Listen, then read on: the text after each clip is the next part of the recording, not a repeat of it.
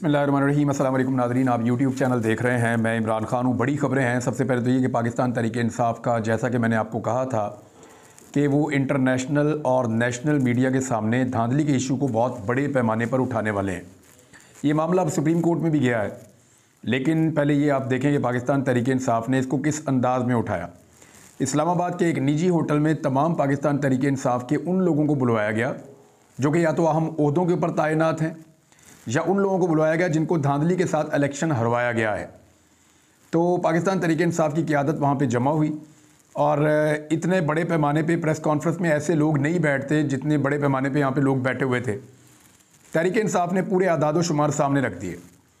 उन्होंने बताया कि हमें फार्म 45 के मुताबिक इंतखाबी नताइज नहीं दिए गए, फार्म 47 के साथ धांधली की गई है और वहाँ पर टेम्परिंग की गई है, गलत रिकॉर्ड मुरतब करके गलत नतीजे फ़राहम किए गए हैं। ये जनाब पाकिस्तान तहरीक इंसाफ़ का इल्ज़ाम है।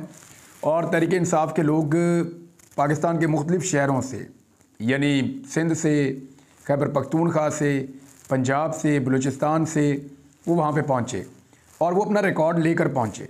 उन सब के पास उनके फार्म 45 भी मौजूद थे, और उन्होंने भरपूर तरीके से अपना मुकदमा आलमी मीडिया के सामने और पाकिस्तानी मीडिया के सामने रखा है। तो आज का दिन जो है वो इलेक्शन कमीशन के लिए और धांधली करने वालों के लिए बड़ा सख्त दिन साबित हुआ, बड़ा मुश्किल दिन साबित हुआ, क्योंकि इस प्रेस कॉन्फ्रेंस की गूंज बहुत दूर तक सुनाई देगी और पूरी दुनिया के अंदर इसकी आवाज़ उठेगी।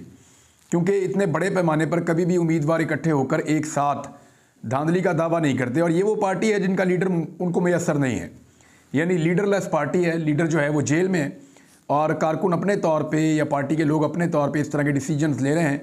तो ये एक बड़ा इकट्ठ था, इसको एक बड़ी कामयाबी कहा जा सकता है, और उन्होंने अपना पूरा मौक़िफ़ सही तरीके से दुनिया के सामने रखा है।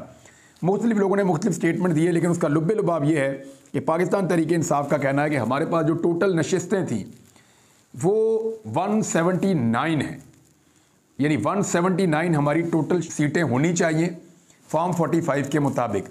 179 का आपको मतलब पता है? इसका मतलब है कि 2/3 मेजॉरिटी से भी ज़्यादा, 2/3 अक्सरियत से भी ऊपर जो है वो पाकिस्तान तहरीक इंसाफ़ का क्लेम है कि उनके पास अक्सरियत है कौमी असम्बली में।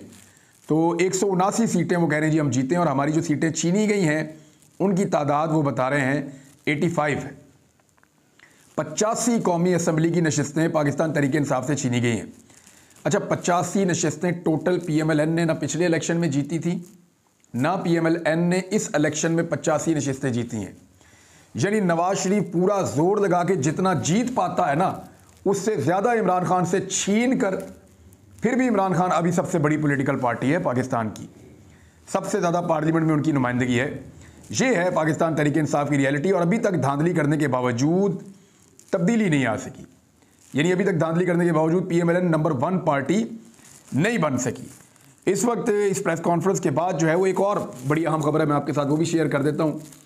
और ये खबर है जी इस्लामाबाद से, सुप्रीम कोर्ट ऑफ पाकिस्तान से। खबर ये बताती है कि 8 फरवरी के जो इंतखाबात हैं उनको कलअदम करार दिया जाए। ये एक दरख्वास्त दायर की गई थी सुप्रीम कोर्ट ऑफ पाकिस्तान में, और 3 रुकनी बेंच है जो जस्टिस कादी फ़ाइज़ ईसा साहब की सरबराही में इस मुकदमे को सुनेगा। अली ख़ान नामी शहरी है जिसने ये दरख्वास्त दायर की। उसने कहा जी 8 फरवरी का इंतखाब जो है उसे कलअदम करार दें, फ़ारिग कर दें उस इंतखाब को। वजह यह है कि उसके अंदर बहुत ज़्यादा धांधली हुई है, और इस वक्त तक जो रिज़ल्ट हैं वो इस खबर के अंदर लिखे हैं। लेकिन एक्चुअली बात यह है कि 8 फरवरी का इंतखाब क्या चलता रहेगा या फ़ारिग हो जाएगा, मेरे ख्याल में कुछ भी कहना कबल अज़ वक्त है। जो मुझे दिखाई दे रहा है वो ये है कि पाकिस्तान तहरीक इंसाफ़ के लोग मुख्तलिफ़ जगहों पे भागते रहेंगे, दर दर भटकते रहेंगे और कोशिश करते रहेंगे, निज़ाम के साथ टक्कर मारते रहेंगे, और एक वक्त आएगा कि उनको इंसाफ मिलना शुरू हो जाएगा। देखिए, मैं कभी भी मायूस नहीं होता, और अदलिया से तो बिल्कुल मायूस नहीं होता। देर ब देर आपको इंसाफ मिल जाता है। अभी मिलना ज़रा मुश्किल है, आने वाले दिनों में मिल जाएगा। मुझे ऐसा दिखाई देता है कि ये 85 सीटें जो पाकिस्तान तहरीक इंसाफ़ से छीनी गई हैं, 85 सीट्स, इनमें से अगर कुछ ना भी करेंगे तो पाकिस्तान तहरीक इंसाफ़ को 40 से 45 सीटें मिल जानी चाहिए, और अगर वो भी उनको मिल जाती हैं तो वो सिंपल मेजॉरिटी से भी आगे निकल जाएंगे। तो इस सूरत हाल का फ़ायदा पाकिस्तान तहरीक इंसाफ़ को वफाक में होगा, और शहबाज शरीफ की हुकूमत गिर सकती है। लेकिन ये फ़ैसले कब होंगे, कैसे होंगे, इस बारे में भी कुछ भी नहीं कहा जा सकता। पाकिस्तान पीपल्स पार्टी और PMLN मिलकर हुकूमत बना रहे हैं, इसके ऊपर भी मैं बात करता हूँ। फजलुर रहमान साहब का जो स्टेटमेंट है उसमें फजलुर रहमान साहब ने एक तरदीद भी की है। यानी उन्होंने कल कहा था कि जनरल बाजवा और जनरल फैज़ हमीद साहब के कहने के ऊपर हम सारी जमातें मिलकर तहरीक-ए-एतमाद लाए थे और हमने इमरान खान की हुकूमत ख़त्म की थी। उनका कहना था कि ये फ़ैसला बंद कमरों में हो चुका था कि इमरान खान की हुकूमत ख़त्म की जाएगी। हमारी सियासी जमातों ने सिर्फ इस किए हुए फ़ैसले के ऊपर, उस दौर की इस्टेब्लिशमेंट ने जो फ़ैसला किया था उसके ऊपर हमने सिर्फ मोहर लगाई थी, उसकी हमायत करके। एक्चुअली ये सब हो चुका था। फजलुर रहमान साहब आहिस्ता आहिस्ता खुल रहे हैं। उन्हें शिकवा शायद इस बात का है कि उनको वो सहूलतकारी नहीं दी गई जो नवाज शरीफ साहब को दी गई है। उन्हें शायद शिकवा इस बात का है कि वो जहन बना चुके थे कि शायद वो सदर पाकिस्तान बनेंगे, लेकिन वो नहीं बन पाए। बहुत बड़ा एहतजाज भी किया है मुख्तलिफ जमातों ने, और ये एहतजाज हुआ है हाईवे के ऊपर M9 पे। बहुत बड़ी तादाद में वहाँ पे मुजाहिरीन मौजूद थे धांधली के ख़िलाफ़। तो धांधली के ख़िलाफ़ आज 2 बड़े इवेंट हुए हैं। एक इवेंट जो धांधली के ख़िलाफ़ हुआ है वो M9 के ऊपर हुआ है मोटरवे पे, और वहाँ पे जुमे की नमाज के जो मनाजिर हैं वो ऐसा लगता है बहुत बड़ी तादाद में लोग हैं। तो लोग लाजमन जब उनके साथ धांधली होगी तो लोग सड़क पे आएंगे ना। और दूसरा जो है वो पाकिस्तान तहरीक इंसाफ की एक प्रेस कॉन्फ्रेंस है। इसके बाद तहरीक इंसाफ ने अनाउंस भी कर रखा है कल के दिन के लिए कि वो एक बड़ा एहतजाज करेंगे मुल्क भर में धांधली के ख़िलाफ़। तो आज उन्होंने अपना मौक़िफ़ जो है वो कौम के सामने रखा है, ना सिर्फ कौम के सामने बल्कि दुनिया के सामने रखा है आलमी मीडिया के ज़रिए से। अब आ रहे हैं पीपल्स पार्टी ने क्या मांगा। पीपल्स पार्टी जो है वो चाहती है कि चेयरमैन सेनेट उनका अपना बन जाए। यानी यूसुफ रज़ा गिलानी साहब अगर कौमी असम्बली की नशिस्त रखते हैं तो फिर वो स्पीकर कौमी असम्बली बन सकते हैं, लेकिन उन्हें शायद ये कहा गया है कि आप चेयरमैन सेनेट की तैयारी करें।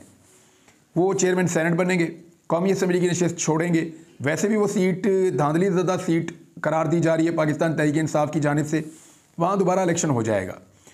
और जो स्पीकर कौमी असम्बली वाला मामला है वो भी पाकिस्तान पीपल्स पार्टी चाहती है उनको मिले, और इस पर वो खुर्शीद शाह साहब को शॉर्ट लिस्ट कर चुके हैं। अब देखते ये हैं कि PMLN अयाज सादिक साहब की कुर्बानी देती है या नहीं देती, क्योंकि अयाज सादिक साहब को खुश रखने के लिए उन्होंने शेख रोहेल असगर साहब की कुर्बानी तो दे दी है PMLN ने। अब फजलुर रहमान साहब ने पहले जो स्टेटमेंट दिया था वो मैंने आपको बताया, वो ये था कि जनरल बाजवा और जनरल फैज़ साहब के कहने पे उन्होंने ये किया, लेकिन उसके बाद उन्होंने अपना स्टेटमेंट बदला। उन्होंने कहा जी मैंने जनरल फैज़ का नाम गलती से ले लिया था, एक्चुअली वो उनके बाद आने वाले जो थे वो उनका नाम मुझे लेना था। तो उनके बाद आने वाले आप सब जानते हैं कि मौजूदा जो DGISI हैं उनके ऊपर फजलुर रहमान साहब का ये एलिगेशन है, और उनका ये कहना है कि ये सारा कुछ जो हुआ इमरान खान के ख़िलाफ़ तहरीक-ए-एतमाद का मामला, इस मामले के अंदर इस्टेब्लिशमेंट इन्वॉल्व थी, और इमरान खान साहब का जो मौक़िफ़ है कि उनको निकाला गया और ये फ़ैसले बंद कमरों में हुए, तो फजलुर रहमान साहब ने उस मौक़िफ़ के ऊपर स्टैम्प कर दिया। वो ये कह रहे हैं कि बिल्कुल ठीक कह रहे हैं इमरान खान, और वो इसकी जस्टिफिकेशन ये दे रहे हैं कि अगर उस वक्त मैं बात ना मानता उस वक्त की इस्टेब्लिशमेंट की, तो होता ये कि ये कहा जाता कि फजलुर रहमान इमरान खान को बचा रहा है। तो अभी फजलुर रहमान साहब के साथ खुद क्योंकि हालात बहुत पतले हो गए हैं, सिंध में उनके खिलाफ धांधली हुई है बहुत बड़ी, उनको ये लगता है, और खैबर पख्तूनख्वा में उनको जितवाया भी नहीं गया, तो उनकी शिकायत का अंबार बहुत बड़ा है। उनका बेटा जो है वो अभी भी चंद पोलिंग स्टेशंस के नतीजे का इंतज़ार कर रहा है कि शायद वो सीट मिल जाए। देखते हैं फजलुर रहमान साहब को सीट मिलती है या नहीं मिलती। अब आ जाए कि रिबटल क्या आया है। देखिए रिबटल जो है वो कुछ सहाफ़ी हैं जो ये कह रहे हैं कि जनरल फैज़ की तवस्सुत से उनका ये कहना है कि जनरल फैज़ ने कहा कि मैं तो नहीं था, बल्कि मैं तो उस वक्त था कोर कमांडर पेशावर। तो उसके ऊपर जो है वो मौक़िफ़ आ गया फजलुर रहमान साहब का कि एक्चुअली फैज़ हमीद का नाम मेरे मुंह से निकल गया, वो उनके बाद वाले थे। लेकिन अब मलिक अहमद ख़ान साहब जो हैं, जो जनरल रिटायर बाजवा साहब के बहुत करीब थे, मैं पहले भी आपको बता चुका हूँ, मलिक अहमद ख़ान साहब जो हैं वो उस वक्त की एस्टेब्लिशमेंट की नज़र में वज़ीर आला पंजाब के लिए एक बेहतरीन उम्मीदवार भी थे, और इस हवाले से मैं बहुत सारी चीज़ें जानता हूँ मलिक अहमद ख़ान साहब के हवाले से। वक्त आने पर वो चीज़ें आपके सामने आ जाएंगी इंशाल्लाह। अभी ये है कि उन्होंने कहा कि जो स्टेटमेंट फजलुर रहमान साहब ने दिया है वो गलत है। जनरल बाजवा मना कर रहे थे कि तहरीक-ए-एतमाद ना लाएं, तो फजलुर रहमान साहब उनकी तजवीज़ मुस्तरद कर रहे थे और मना नहीं हो रहे थे। अब ये बिल्कुल 2 अलग अलग स्टेटमेंट हैं। फजलुर रहमान साहब कह रहे हैं कि मुझे जनरल साहब ने कहा था, हम सबको कहा था, उनके कहने पे हमने ये कर दिया। अहमद खान ये कह रहे हैं कि नहीं, बल्कि उन्होंने मना किया था, उनके मना करने के बावजूद हमने ये कर दिया, और फजलुर रहमान साहब ने इसको लीड किया। फजलुर रहमान साहब पे एक इल्ज़ाम राना सनाउल्लाह साहब ने भी लगाया। उन्होंने कहा कि हमें जो फंसाया ना पिछली हुकूमत के अंदर, वो फजलुर रहमान साहब ने फंसाया। यानी हमारा कोई इरादा नहीं था वो हुकूमत लेने का, लेकिन फजलुर रहमान साहब ने हमारे गले में वो हुकूमत डाली जो पीडीएम की हुकूमत थी। लेकिन मुझे तो दिखाई दे रहा बड़े शौक से शहबाज शरीफ साहब ने प्रोमोज बनवाए थे, राणा सनाउल्लाह साहब बड़े शौक से आके इक़्तिदार में बैठे थे और इन लोगों ने अवाम का जूस निकाल दिया। इस कदर इन्होंने महंगाई की, इस कदर पाकिस्तान के हालात ख़राब किए, इस कदर जुल्म और बर्बरियत की, उसकी इंतहा पाकिस्तान में कभी हमने इस कदर हमने जुल्म नहीं देखा था और इतनी महंगाई और मईशत की इतनी तबाही हमने कभी नहीं देखी थी जो पीडीएम ने उन 16-18 महीनों के अंदर कर दी थी। अब एक और ख़बर है वाइट हाउस की जानिब से, क्योंकि इमरान खान साहब ने कल एक स्टेटमेंट दिया था। उन्होंने कहा था कि अमेरिका को इसके ऊपर नोटिस सख्त लेना चाहिए और मौक़िफ़ अपनाना चाहिए कि पाकिस्तान के अंदर शदीद तरीन धांधली हुई है। तो अब जो खबर आ रही है वो ये है कि अमेरिका ने इसका सख्त नोटिस लिया है। तर्जुमान वाइट हाउस जॉन कर्बी ने बयान में कहा है कि आलमी मुबस्सरीन इस वक्त भी पाकिस्तान में मौजूद हैं और उन्होंने वोटों की गिनती और उसके अमल के ऊपर नज़र रखी हुई है। इस बारे में मज़ीद कुछ नहीं कहूँगा। जॉन कर्बी ने पाकिस्तानी इंतखाबात में वोटर्स को दबाव में लाने और मुबैना धांधली के इल्ज़ामात पर तशवीश का इजहार करते हुए कहा कि अमरीका इस सूरत हाल को बहुत करीब से देख रहा है। अमरीकी महकमे खारजा एक से ज़ायद बार पाकिस्तानी आम इंतखाबात के दौरान धांधली के इल्ज़ामात की तहकीकात का पहले ही मुतालबा कर चुका है और बरतानिया भी ये मुतालबा कर चुका है, यूरोपीय यूनियन भी ये मुतालबा कर चुका है कि लेवल प्लेइंग फील्ड दी जाए। अमरीका बारहा पाकिस्तान से मुतालबा कर चुका है धांधली के इल्ज़ामात के हवाले से कि तहकीकात की जाएँ। दूसरी जानिब यूरोपीय यूनियन और बरतानिया भी यही मुतालबात कर चुका है। ऑस्ट्रेलिया और कनाडा में भी आवाज़ें उठ रही हैं। तो दुनिया भर में पाकिस्तान के जो इंतखाबी अमल है उसके ऊपर, उसकी शफाफियत के ऊपर सवालिया निशान लगा हुआ है। पाकिस्तान इन इल्ज़ामात को मुस्तरद कर चुका है। रियासत पाकिस्तान की जानिब से कहा गया कि नहीं, यहाँ पे इंतखाबात जो हैं वो ठीक हुए हैं। अब एक खदशा ये है कि अगर आलमी सतह पे इन इंतखाबात को मुस्तरद कर दिया जाता है या पाकिस्तान में आने वाली हुकूमत के मैंडेट को तस्लीम नहीं किया जाता तो ये एक और अजीब सूरत हाल होगी। लेकिन मुझे ये होता हुआ दिखाई नहीं दे रहा। मेरे ख्याल में पाकिस्तान की अदलिया रफ्ता रफ्ता इंसाफ की तरफ बढ़ेगी और आहिस्ता आहिस्ता जो उम्मीदवार जीते हैं उन्हें उनकी सीटें वापस मिलना शुरू हो जाएंगी और एक इन हाउस बड़ी तब्दीली हम देखेंगे आने वाले महीनों में पाकिस्तान के अंदर। ये बिल्कुल मुमकिन है, नामुमकिन बिल्कुल नहीं है। अब वाइट हाउस के स्टेटमेंट के बाद इमरान खान साहब की अपीलों के हवाले से एक बड़ी अहम डेवलपमेंट है। इमरान खान साहब के खिलाफ 3 बड़े मुकदमात के फैसले सुनाए गए थे। एक साइफर वाला, एक जो है वो तोशा खाना वाला और एक इद्दत वाला केस। इन तीनों में इमरान खान साहब को 30 साल से ज़ायद कैद की सज़ा सुनाई गई थी। अब इन मुकदमात में मैंने आपको बताया था कि इसमें जिस अंदाज में ये ट्रायल चला है इसमें बहुत सारी गलतियां हैं। ये फ़ैसले गलतियों से भरे पड़े हैं और शफाफ ट्रायल के जो तमाम तकाजे होते हैं वो पूरे नहीं हुए, तो ये अपीलों के अंदर फारिग हो जाएंगे। अब बाकायदा पाकिस्तान तहरीक इंसाफ की जानिब से अपने बानी चेयरमैन के हवाले से हाई कोर्ट इस्लामाबाद का जो है वहाँ पे अपीलें दायर कर दी गई हैं और लतीफ़ खोसा ने इमरान खान के तोशा खाना और दीगर जो केस हैं साइफर वाला और इद्दत वाला, उनमें अपीलें दायर करने की उन्होंने तस्दीक भी कर दी है और ये मुकदमात जो हैं वो आने वाले दिनों में सुने जाएंगे। और मैंने आपसे पहले कहा था कि जब भी ये मुकदमात बड़ी अदालतों के सामने जाएंगे तो वहाँ पे मौजूद मुअज़्ज़िज़ जज साहिबान वो अगर दबाव में नहीं आए, और अदलिया के ऊपर तो हमेशा पाकिस्तान जैसे मुल्कों में दबाव रहता है, अगर वो दबाव को झेल गए तो फिर इमरान खान साहब की ये सज़ाएँ ख़त्म हो जाएंगी। वैसे भी टारगेट अचीव हो गया जो इन सज़ाओं के पीछे था कि लोगों को मायूस किया जाए, लोग वोट डालने के लिए ना निकले, तो ये उल्टा ही काम हो गया। लोग इतनी बड़ी तादाद में निकले कि इलेक्शन के 10 दिन बाद भी कोशिश की जा रही है कि कुछ भी करके वोटों को इधर से उधर किया जाए। लोगों ने इतने वोट डाल दिए हैं कि अभी तक चीज़ें काबू नहीं आ रही। 2 बंदे और गायब हो गए नाज़रीन, उनकी भी मैं आपको खबर दे देता हूँ। एक तो ब्रिगेडियर साहब हैं, ब्रिगेडियर घुमन साहब, और ये नौमुंतखब रुकन कौमी असम्बली हैं असलम घुमन साहब। इन्होंने पाक फ़ौज में खिदमात सर अंजाम दी हैं, ग़ालिबन ये ISI में भी रहे हैं। तो ब्रिगेडियर रिटायर असलम घुमन साहब ने इलेक्शन जीता था और उनकी जीत का नोटिफिकेशन भी जारी हो गया था। बकौल इनके करीबी लोगों के इनके ऊपर दबाव था कि ये IPP को ज्वाइन कर लें, तो इन्होंने ज्वाइनिंग नहीं दी। उसके बाद इनको अगवा कर लिया गया है। ये अब गायब हैं, इनके बारे में किसी को कुछ पता नहीं कि ये कहाँ चले गए हैं। अब 2 चीज़ें हैं, या तो ये बर्दाश्त करेंगे या फिर ये एक प्रेस कॉन्फ्रेंस करेंगे और किसी और पॉलिटिकल पार्टी को ज्वाइन कर लेंगे पाकिस्तान तहरीक इंसाफ को छोड़कर।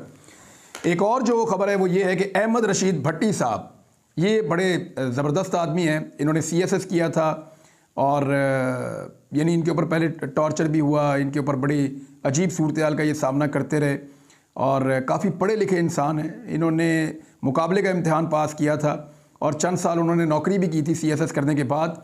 लेकिन ये अपने नज़रियात के हाथों, क्योंकि बड़े नज़रियाती इंसान हैं और बड़े साफ़ इंसान हैं, तो इनको लगा कि मैं यहाँ पे रहकर इस सिस्टम का हिस्सा बन जाऊँगा, मैं इस सिस्टम को ठीक करने के लिए कोई काम करता हूँ।